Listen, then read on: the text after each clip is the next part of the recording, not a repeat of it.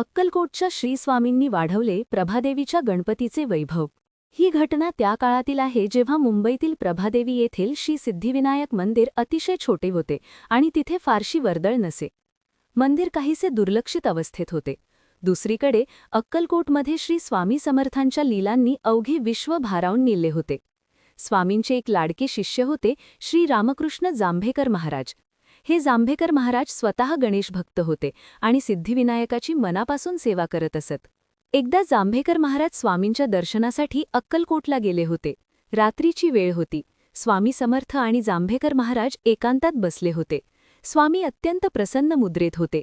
अचानक स्वामींनी जांभेकरांना प्रश्न केला, रामकृष्णा, तुला काय हवे? आज तू जे मागशील ते मी तुला देईन।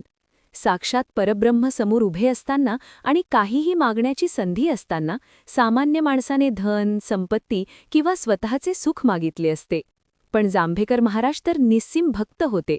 त्यांनी हात जोडले आणि स्वामींना विनंती केली, महाराज, मला माझ्यासाठी काहीही नको, पण एक खंत मनात आहे।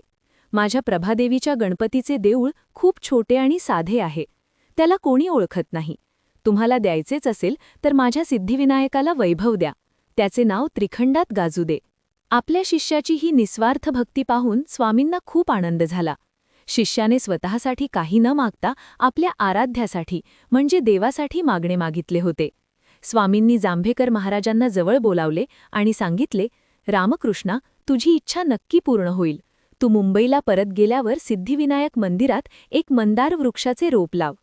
जसा जसा तो मंदार वृक्ष इंचांनी वाढेल तसे तसे तुझ्या गणपतीचे वैभव वाढेल। ज्या दिवशी त्या मंदाराला फुले येतील त्या दिवशी सिद्धिविनायकाच्या कीर्तीचा सुगंध जगभर पसरेल। स्वामींनी त्यांना काही दिव्य मूर्ती किंवा प्रसादी वस्तू देऊन त्या मंदिराच्या परिसरात भूमिगत करण्यास सांगितल्या। 21 वर्षांनी याचा प्रभाव दिसेल असे स्वामी म्हणाले होते। जांभेकर महाराजांनी मुंबईत येऊन स्वामींच्या आज्ञेप्रमाणे सर्व विधी केले आणि मंदाराचे रोप लावले। स्वामींचे शब्द तंतोतंत खरे ठरले। जसजसा काळ लोटला तसे सिद्धिविनायक मंदिराचे रूप पालटले। आज आपण जे पाहतो ते भव्य सिद्धिविनायक मंदिर आणि तिथे लागणाऱ्या लाखो भक्तांच्या रांगा हे स्वामी समर्थांनी जांभेकर महाराजांच्या निस्वार्थ भक्तीला दिलेल्या वरदानाचे फळ आहे। जेव्हा भक्त स्वतःचा विचार न करता देवाच्या कार्याचा किंवा दुसऱ्याच्या भल्याचा विचार करतो तेव्हा स्वामी त्याला न मागताच सर्व काही भरभरून देतात।